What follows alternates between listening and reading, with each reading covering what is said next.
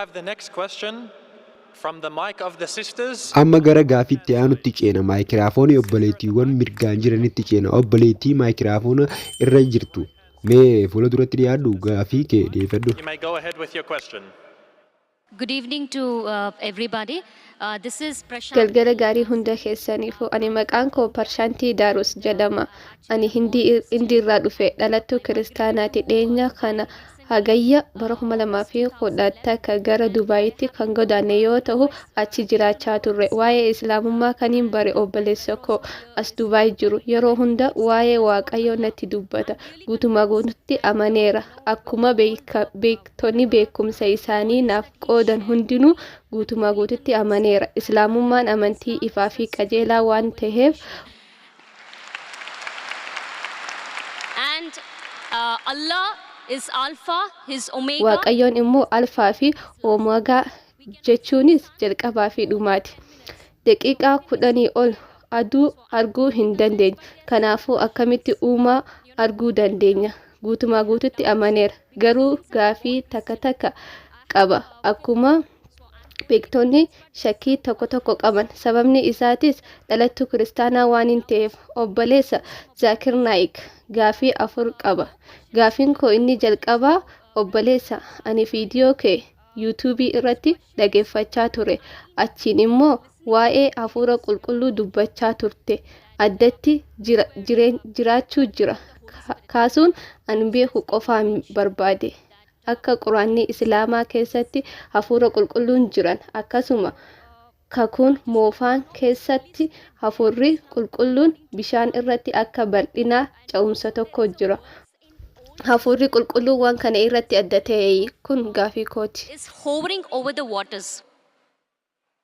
Spirit of God. So is Holy Spirit a separate from Allah? This is my question. Sisters asked 2 questions. Obboleettiin koo gaafii lama gaafatte. Tokkoffaa hiikni hafuura qulqulluu maali? Hafuurri kun immoo eenyu? Yerusaalem akka Quraanatti Islaamummaa fi Kiristaanummaa akkamii wal bira qabama? Macaafni qulqulluun hafuurri Waaqayyoo bishaan irra akka balali'uu dubbata. Kun maal jechuudha? Hafuurri qulqulluu Waaqayyoo irraa addaa?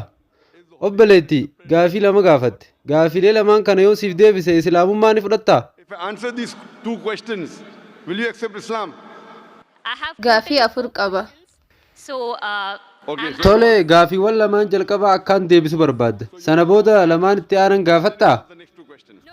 Lakki akka hin taane beekamaadha. Ani parsantaa 70 milkaneeffadheera. Odeeffannoo obboleessi koo naaf qoode irratti hundaa'uudhaan viidiyoo keessan ergaan ilaale booda parsantaa 70 milkaneeffadheera. Baay'ee amaneera fi iftoominaan qaba. very honest and very transparent. So inshallah, if the 4 questions Kanaafuu inshallah gaafilee afranuu yoon siif deebise Islaamummaa ni fudhattaa? Eeyyeen inshaallah islaamummaa nan fudhadha sirriidha.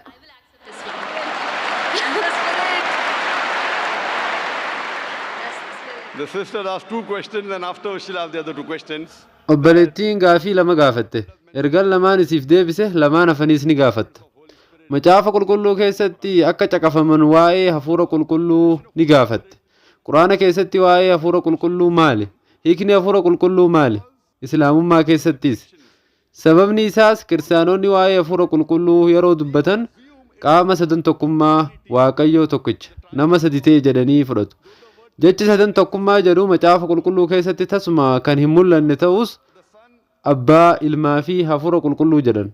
Rabbiin subhaanahu wa ta'aalaa akka saantaakiluus jedhu samii irra taa'ee duumessi miila isaa jala jiru jedhanii yaadu.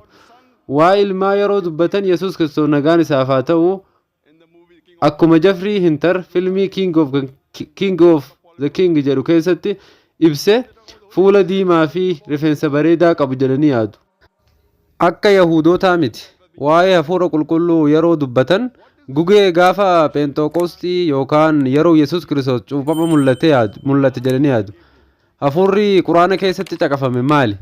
Quraanni waa'ee Jibraa'el nageenyi isaaf haa jiraatu maal jedha? Maleekoota Rabbii ol ta'an ergaman keessaa tokko jedhu. Kan ergamni isaa Muhammad ta'e nagaa fi rahmanni isaaf haa jiraatu. Hojiiwwan biroo hedduu bira darbee Muhammad biratti mul'ata geessuu kan dabalatu ta'uu isaa nan amana. Kanaafuu Jibriil nageenyi isaaf haa jiraatu ni amanna isatti. eegaa hafurri jira yoo jenne wanti hamaan hin jiru garuu qaamoo sadan tokkummaa miti. Kanaa mannaa qaamolee adda addaa lama Jibriil nageenyi isaaf haa ta'u Rabbiin subhaanahu wa ta'aalaa irraa adda.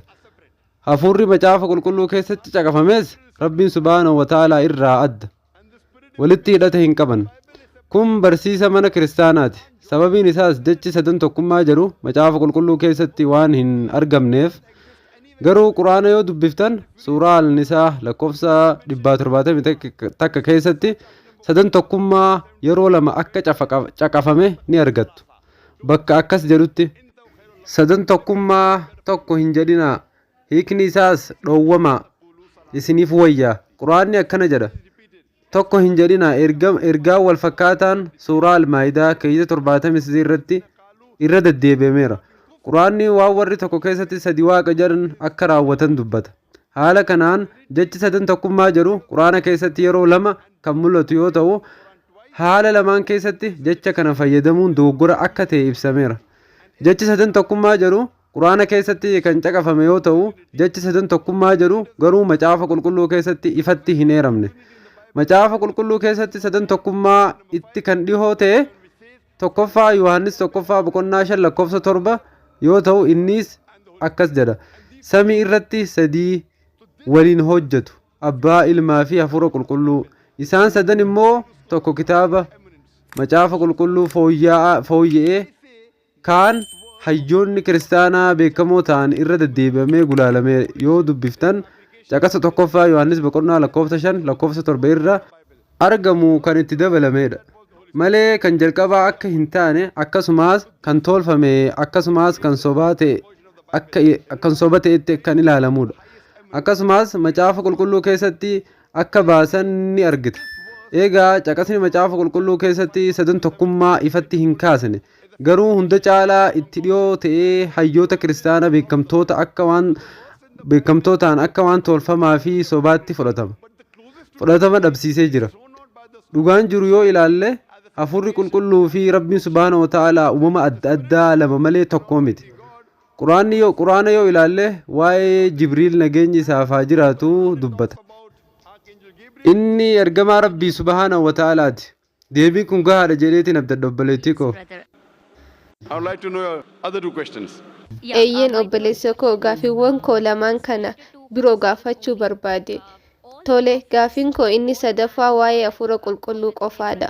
Raajonni hundinuu namoota waaqayyoo hundinuu akkuma Nabi Abrahiim, Nabi Isaaqii fi Nabi Muusaa nageenyi isaanii haa jiraatu. Raajonni hundinuu waaqayyoo kadhatan wajjin wal qunnamaniiru. Hundi isaanii waan filataniif immoo waaqayyoo wajjin akka wal qunnaman humna tokko tokko kenneef tahuu qaba. Tarii humni kun waaqayyoo biraa dhufuu taha. Kanaafuu humni tokko tokkoon waaqayyoo wajjin akka wal qunnaman isaan dandeessisee jira. Humni kun maali? Hubannoon koo maali? Guyyoota kana hunda wanti ani hubadhe raajonni hundinuu gargaarsa hafuura qulqulluu waaqayyoo kadhachuu isaaniiti jechuu kooti. Kun sirriidha. Obboleettiin koo ergamtoonni Rabbi biraa akka kadhatan gaafachaa jirti. Sana booda Rabbiin subhaanahu wa ta'aalaa waliin akka wal qunnaman dubbatte. Obboleettii koo jechi interseedii fi interaction jedhu afaan Ingiliffaa keessatti adda adda. Kanaafuu gaaffiin kee karsaniidha moo wal qunnamtiidha? Interseed jechuun namni tokko nama biraa bakka bu'ee gidduu seenee jechuudha. Kana jechuun namni tokko nama biraa bakka bu'ee kadhatee jira. Rabbiin subhaanahu wa ta'aalaa wajjin yommuu dubbattu Rabbiin subhaanahu wa ta'aalaa nama araarsituu akka hin barbaachifne hubachuu qabda. Quraanni akkana jedha. Suuraa Gaafir keeyyata 760 keessatti akkana jedha. Na gaafadhu aniif siif deebisaa. Rabbiin subhaanahu wa ta'aalaa nama araarsituu hin barbaachisu. Maaliif? Namoonni fakkeenya tokko kaa'u.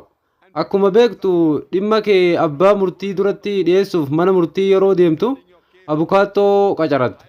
Haaluma wal fakkaatuun ergamtoonni waaqayyoo leelliftoota keenya kan abbaa murtiif nama ta'uu isaatiin eenyu akka yakkamaa fi eenyu hattuun akka ta'e waan hin beekneef loojikiidhaan kanaafuu abbaan seeraa abbaa murtii yakkamaa fi hattuu addaan baasuuf gargaara.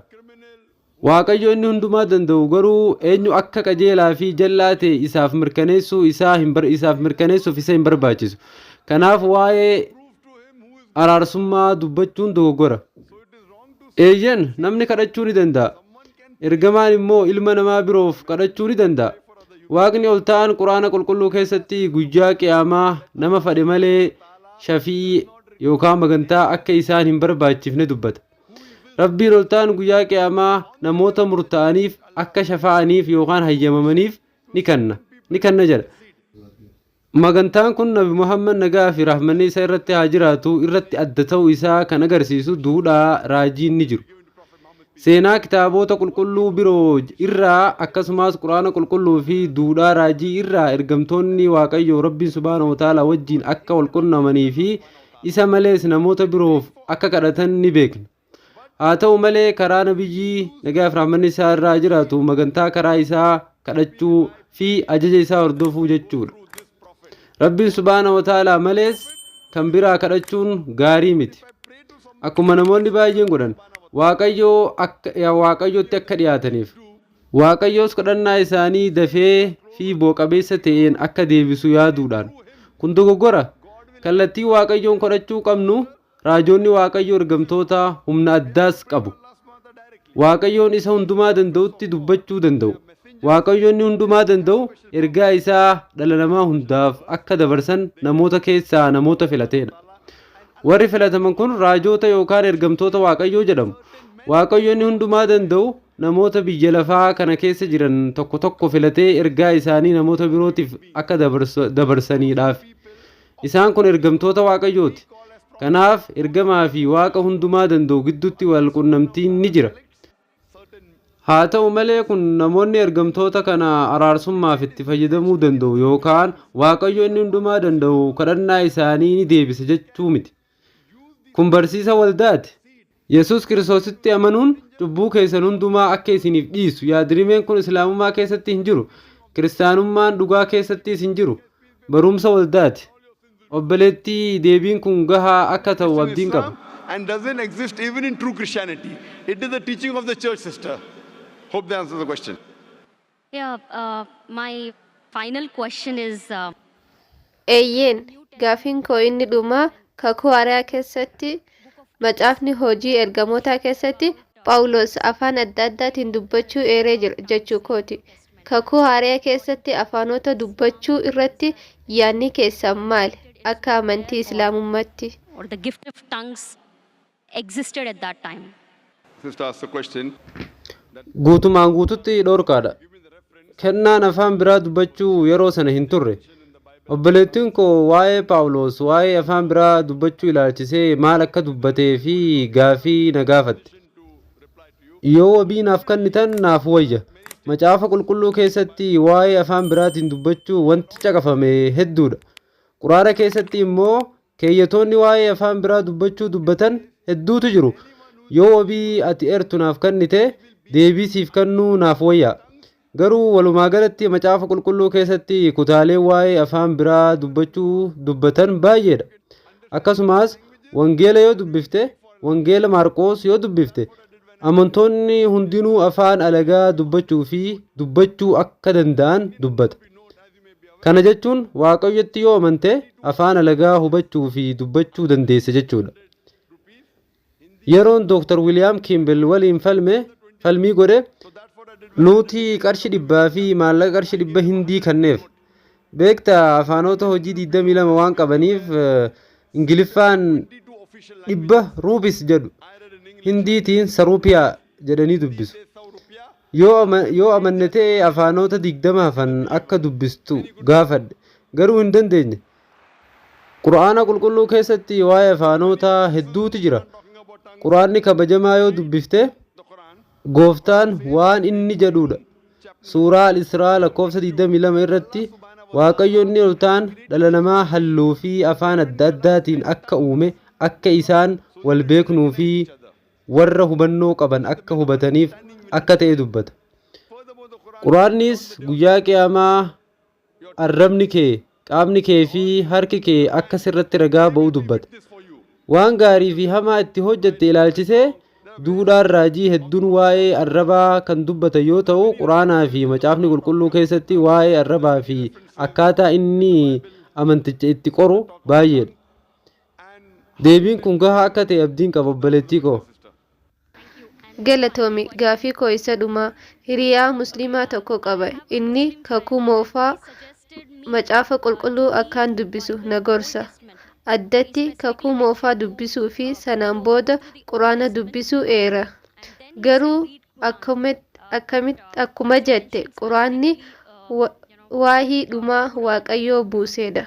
Kanaafuu akka musliimatti maal na gorsita? Sababni isaa hiriyaan koo musliima waan ta'eef kakuu moofaa macaafa qulqulluu hordofa. Sanaan booda quraana dubbisa naan Follow jedhe. Bible, Old Testament, and then read Quran. So, Sister asked the question, one of her friends. Kanaaf obboleettiin koo gaafii tokko qabdi.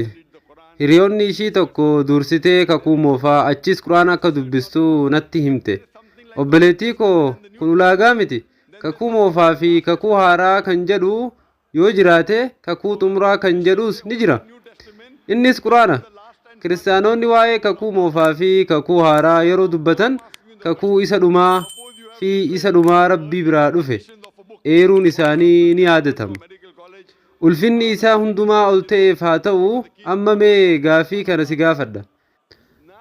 Mee kitaaba tokko maxxansa adda addaa qaba haa jennu. Fakkeenyaaf mana barumsaa fayyaa keessa jirta. Anillee mana barumsaa fayyaa baradhee ture.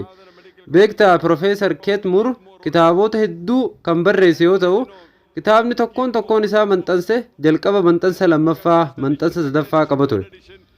Maxxansa jalqabaa moo isa dhumaa dubbista? Isa dhumaa nan filadha ture.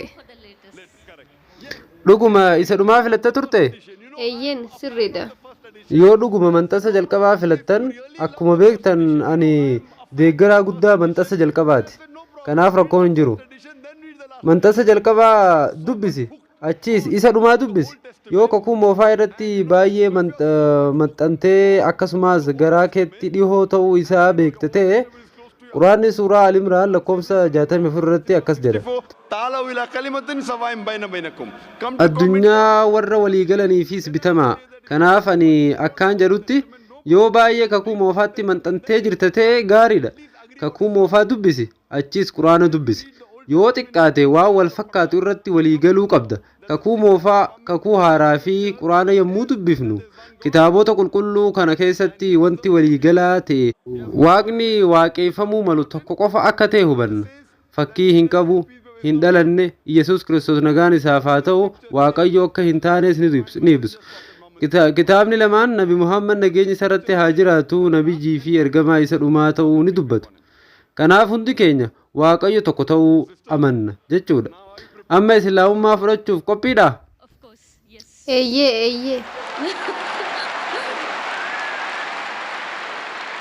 Sister, do you believe? Waaqa tokkichatti ni amantaa?